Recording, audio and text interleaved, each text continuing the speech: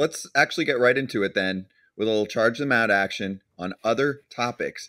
But this one's only one step removed from the Otani topic because it's his team. And his team saved up some short term cash so that they can do things like have conversations with the Tampa Bay Rays about the big man, Tyler Glasnow, who's due to make $25 million this year. But when he's healthy, he pitches like a one.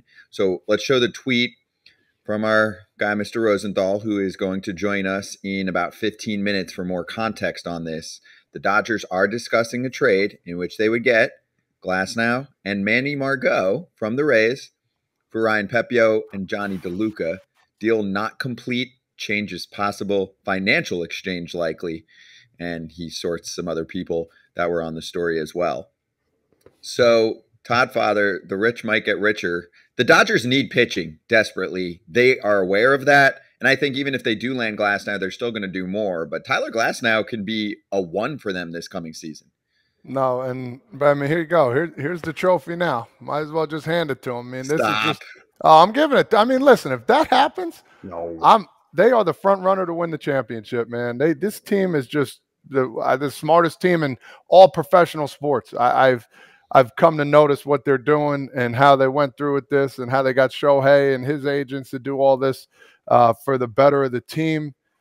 Wow. Well, congratulations. That's a world championship. They get Glasnow and he's 100% healthy.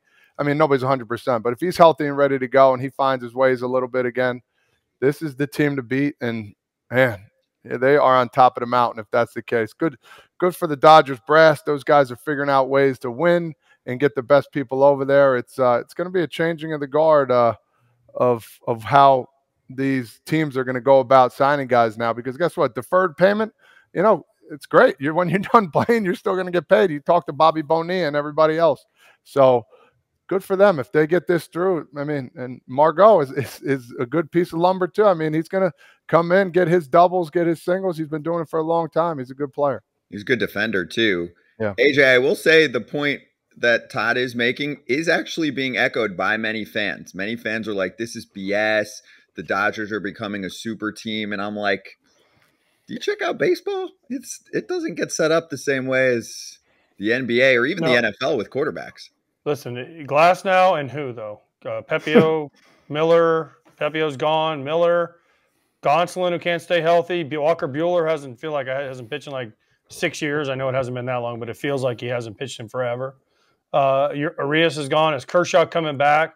I mean, they not only need Glasnow, they probably need to get Yamamoto and maybe another starter. Mm-hmm. Because honestly, I mean, yeah, the lineup is pretty sick, but the starting pitching and listen, their lineup scored more runs than they ever scored before last year.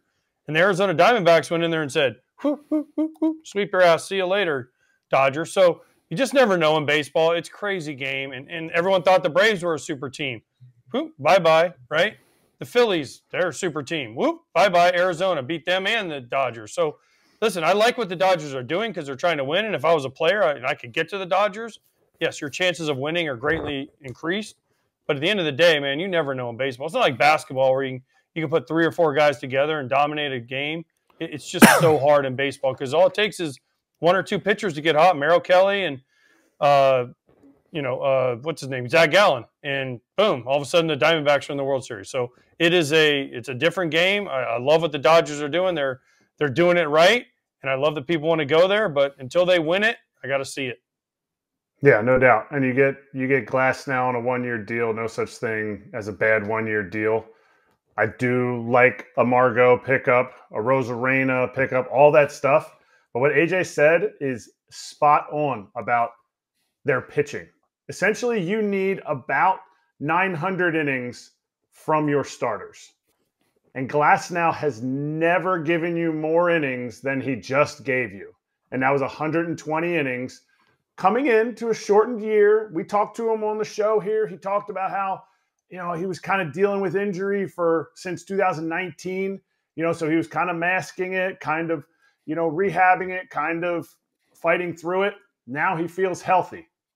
If there's an organization that can really turn him around health-wise, stuff-wise, I mean, I don't know really much.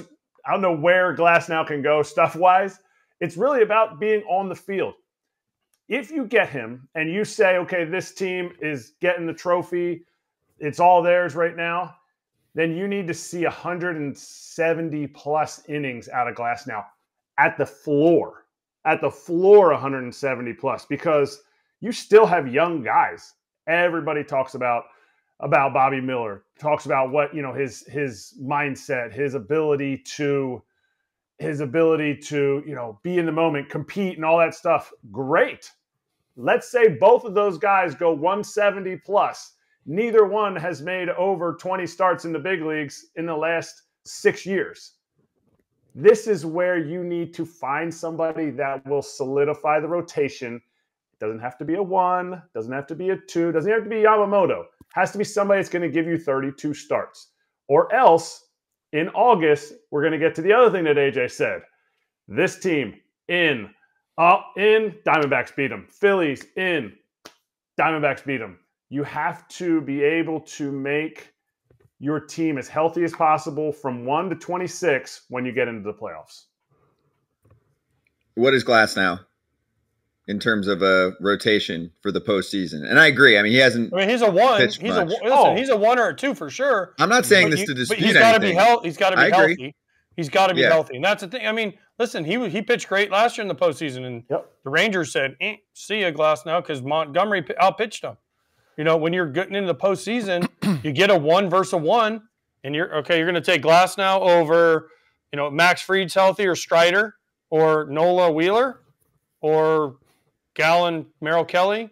I mean, his stuff is at the same level as all of those guys. I feel just as good about him if he's healthy, like you guys said. I feel just one as good difference about is him, you can run on Glasnow, you can run on him, which is a big deal now in the postseason because he is slow to the plate.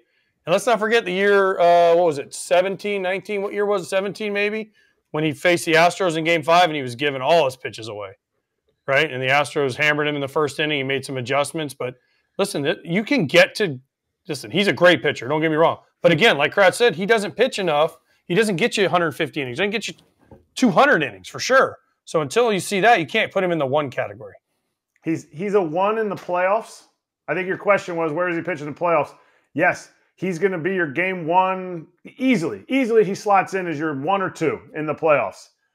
But you have to get your whole team. I guess I didn't complete that sentence when I said starting pitchers' health makes the bullpen healthier going into the postseason. This team is on pace. They're going to be built to win 100 games.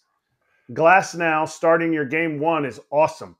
But you need someone or some 2 else, especially if you think about bringing Yamamoto in and he only makes 29 starts. He only throws 165 innings. Unbelievable 1-2, absolutely. But how do you keep Joe Kelly healthy in the bullpen? How do you keep now I'm blanking on what's his name in the bullpen for the Dodgers there. Evan Phillips. Phillips, thank you.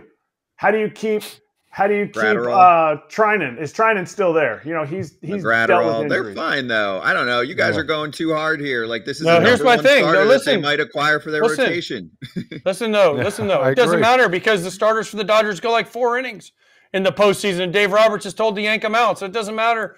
You could have Kershaw, you could have Sandy Koufax, you could have Don Drysdale, you could have Oral Hershiser, you could have keep naming Dodger greats, Fernando Valenzuela. And guess what? They're going to go 4 to 5 innings, and Dave Roberts can't wait to get them out of the game. So, I mean, it doesn't matter. The problem is you need them ready for the postseason, like Kratz said.